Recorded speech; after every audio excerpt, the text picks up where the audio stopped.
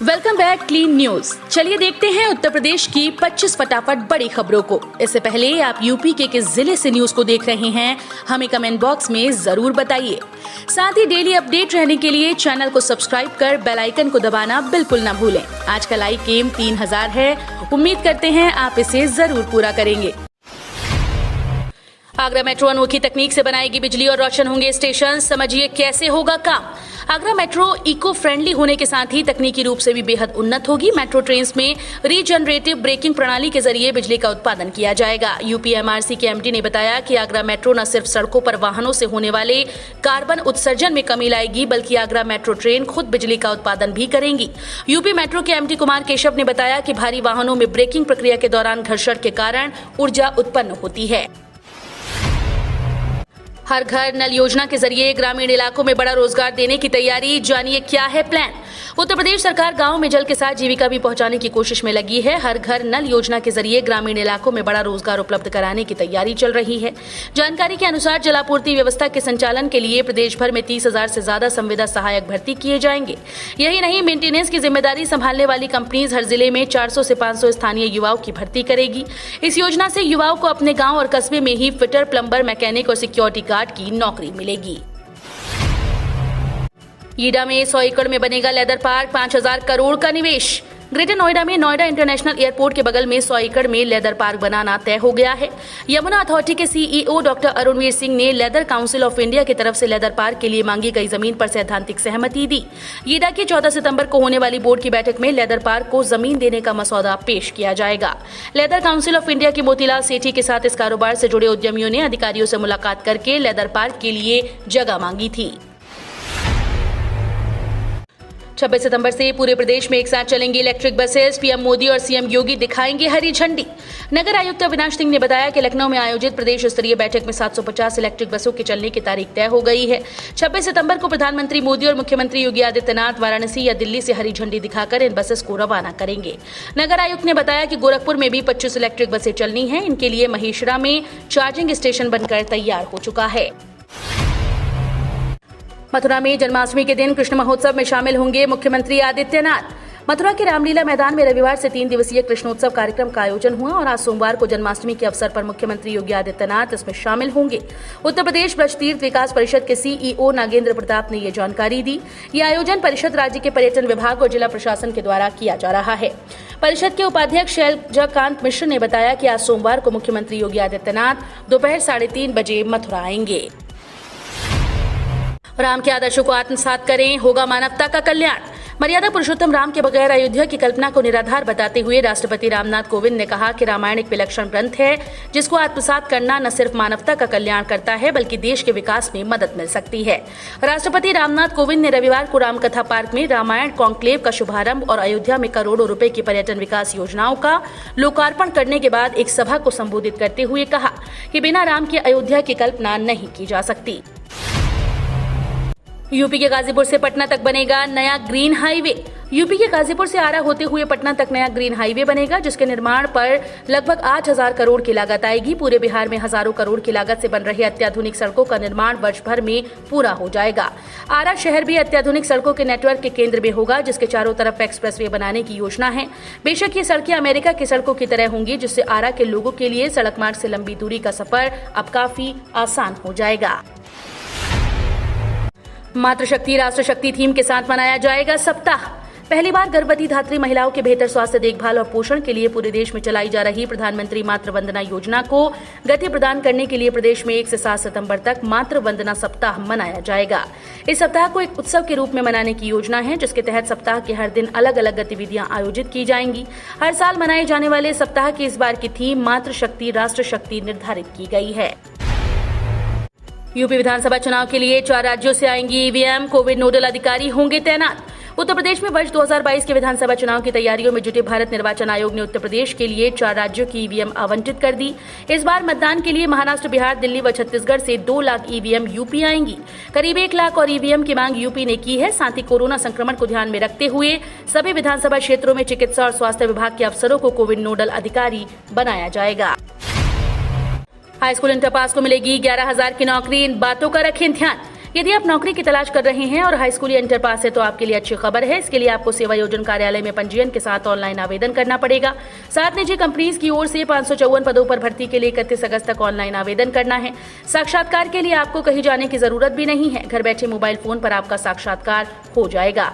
चयनित को 9,000 रुपए प्रतिमास से लेकर 11,500 रुपए प्रतिमास वेतन मिलेगा। लालबाग के क्षेत्रीय सेवा योजन कार्यालय के सहायक निदेशक सेवा योजन A.K. भारती ने बताया। सावधान, यूपी के इस जिले में बाढ़ का कहर। अयोध्या से मंगाई गई 16 बड़ी नाव।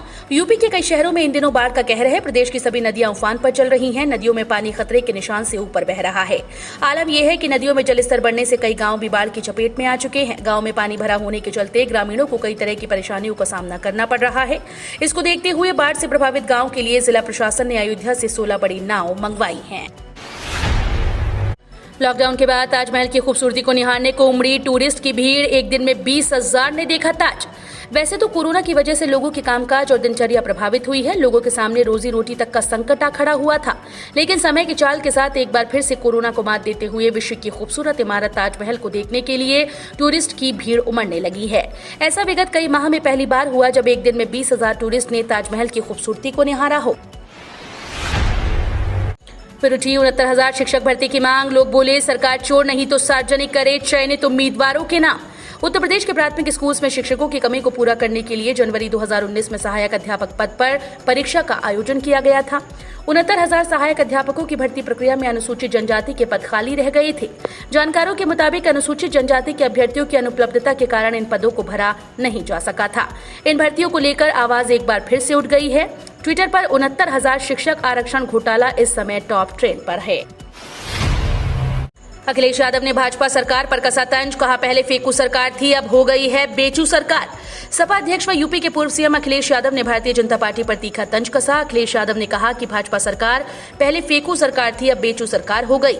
ये सरकार रेल बेच रही है, पटरी और स्टेशन बेच रही है, सड़कें, एयरपोर्ट और रेल बेंच बेच रही है। सब कुछ बेचने पर उतारू है। जब राष्ट्रीय संपत्तियां बिक जाएंगी तो सरकार क्या करेगी। मेथा की खेती से कमाए लाखों का मुनाफा। किसानों को इस ऐप से मिलेगी सारी जानकारी। जिस तरह से मेथा की खेती किसानों के बीच लोकप्रिय हो रही है, उस हिसाब से काफी समय से इस फसल के लिए नई नई तकनीक और जानकारियों के लिए एक ऐप की जरूरत महसूस हो रही थी। इसी को देखते हुए सीमैप ने मेथा मित्र नाम से एक ऐप लॉन्च किया। भारत में अधिकतर किसान परंपरागत फसलों और पुरानी तकनीक के सहारे खेती करते हैं। ऐसे में उन्हें कोई खास मुनाफा नहीं होता और साथ ही जमीन की उर्वरक शक्ति धीरे धीरे घटती जाती है। हालांकि कुछ भारतीय किसान जागरूक हो गए हैं। किसान अब लेमन ग्रास और मेथा जैसी फसलों की खेती कर बढ़िया मुनाफा कमा रहे हैं। किसानों पर हुए लाठीचार्ज से भड़के राकेश टिकैत। कहा देश में सरकारी तालिबानों का राज हो चुका है। भारतीय जनता पार्टी की बैठक के खिलाफ करनाल के पास प्रदर्शन करने वाले किसानों पर पुलिस की लाठीचार्ज को लेकर किसान नेता राकेश टिकैत का गुस्सा फूट पड़ा। भारतीय किसान यूनियन के नेता राकेश टिकैत ने कहा कि देश में अब सरकारी तालिबानों का कब्जा हो चुका है। उन्होंने कहा कि किसानों पर लाठीचार्ज करने वाले पुलिसकर्मियों को तालिबानों के कमांडर ने आदेश दिया। बता दें कि भाजपा की बैठक के खिलाफ प्रदर्शन करते हुए करनाल की तरफ बढ़ रहे किसानों के एक समूह पर पुलिस ने कथित तौर पर लाठीचार्ज किया, जिसमें करीब 10 लोग घायल हो गए। किसानों और नौजवानों को ठगने का काम कर रही भाजपा। प्रदेश की भाजपा सरकार पूरी तरह से किसान विरोधी व पूंजीपतियों को लाभ पहुंचाने वाली सरकार है। किसानों की आय दुगनी करने वाली सरकार ने किसानों को ठगा। किसान आत्महत्या करने को विवश हैं। उत्तर प्रदेश में भाजपा कांग्रेस की बड़ी बहन बनकर काम कर रही है। ये बात सपा के नेता प्रतिपक्ष राम गोविंद चौधरी ने पार्टी के प्रदेश भ्रमण पर किसान नौजवान पटेल यात्रा के शुभारंभ मौके पर यात्रा को हरी झंडी दिखाते हुए महमूदाबाद में कही। हर परिवार में खेलों की चर्चा शुरू हुई है। प्रधानमंत्री ने कहा कि इस बार ओलंपिक ने प्रभाव पैदा किया। अभी पैरा ओलंपिक्स चल रहा है। जो हुआ वो विश्वास पैदा करने के लिए बहुत है। युवा इकोसिस्टम को देख रहा है, समझ रहा है कि परंपरागत चीजों से निकल रहा है। हर परिवार में खेल की चर्चा शुरू हुई। इसे रुकने नहीं देना चाहिए। अब देश में खेल भावना रुकनी नहीं है। इसे पारिवारिक सामाजिक राष्ट्र जीवन में स्थायी करना है और निरंतर नई ऊर्जा से भरना है। गाँव शहर में खेल के मैदान भरे होने चाहिए। सबके प्रयास से ही भारत खेलों में वो ऊंचाई हासिल करेगा जिसका वो हकदार है। पीएफ खाते में जल्द कर लें ये काम। बढ़ सकते हैं एलपीजी के दाम। 1 सितंबर से बदल जाएंगे सारे नियम। 1 सितंबर से बहुत कुछ बदलने वाला है। कुछ नए नियम लागू होने वाले हैं जो आपको जानना जरूरी है।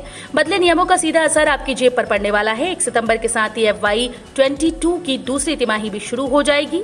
1 सितंबर से बैंक ग्राहकों को सेविंग खाते में FY22 की दूसरी तिमाही का ब्याज भी मिलेगा और इसके अलावा GSTN ने कुछ नियम भी सख्त हो जाएंगे।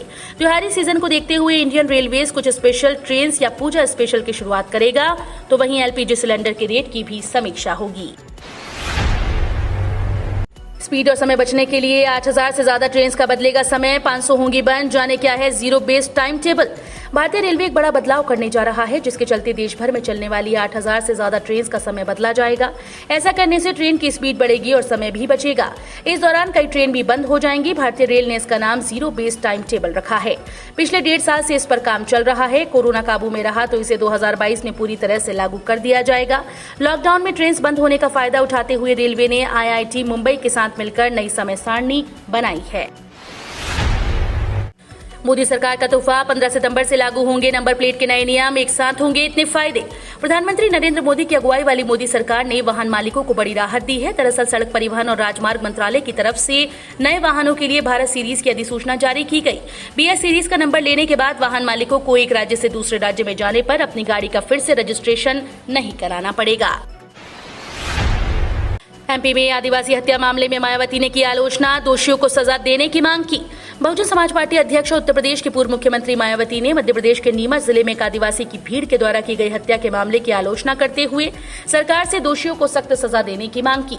बसपा प्रमुख ने रविवार को ट्वीट किया कि मध्य प्रदेश के नीमच जिले में आदिवासी समुदाय के कन्हैयालाल भील की मामूली बात पर की गई पिटाई और फिर गाड़ी से बांधकर घसीटे जाने को उसकी मौत हो गई।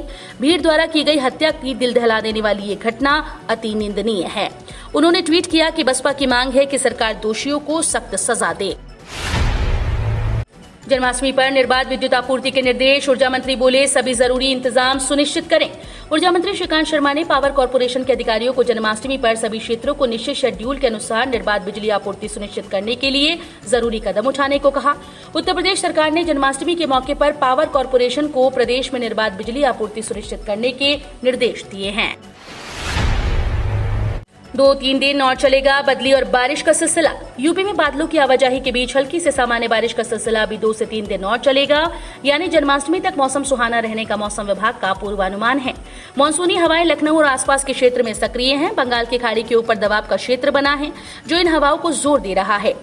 IMD यानी भारतीय मौसम विभाग के अनुसार 1 सितंबर तक आसमान में आमतौर पर बादल छाए रहेंगे। इस दौरान 1 से 2 बार छिटपुट या सामान्य वर्षा कुछ स्थानों पर हो सकती है। PFRDA ने किया NPS के नियमों में बड़ा बदलाव, अब 70 साल की उम्र तक मिलेगी एंट्री। PFRDA के रिवाइज्ड सर्कुलर के अनुसार कोई भारतीय नागरिक या ओवरसीज सिटीजन ऑफ इंडिया जिसकी उम्र 65 से 70 साल के बीच है वो अब भी NPS में शामिल हो सकता है। वो इस स्कीम को 75 सालों तक कंटिन्यू कर सकता है। इसके साथ ही पेंशन फंड रेगुलेटर ने कहा कि ऐसे सब्सक्राइबर्स जिन्होंने अपना NPS अकाउंट बंद कर दिया है वे भी बदले नियम का फायदा उठा सकते हैं, यानी अब 65 साल के बाद 70 सालों तक वे भी नया NPS अकाउंट खुलवा सकते हैं। हम रोज ऐसे ही न्यूज लाते रहेंगे। यदि आपने अभी तक क्लीन न्यूज यूपी को सब्सक्राइब नहीं किया है तो फटाफट सब्सक्राइब कर लें। साथ ही बेल आइकन को प्रेस करना बिल्कुल ना भूलें ताकि लेटेस्ट अपडेट मिस ना हो।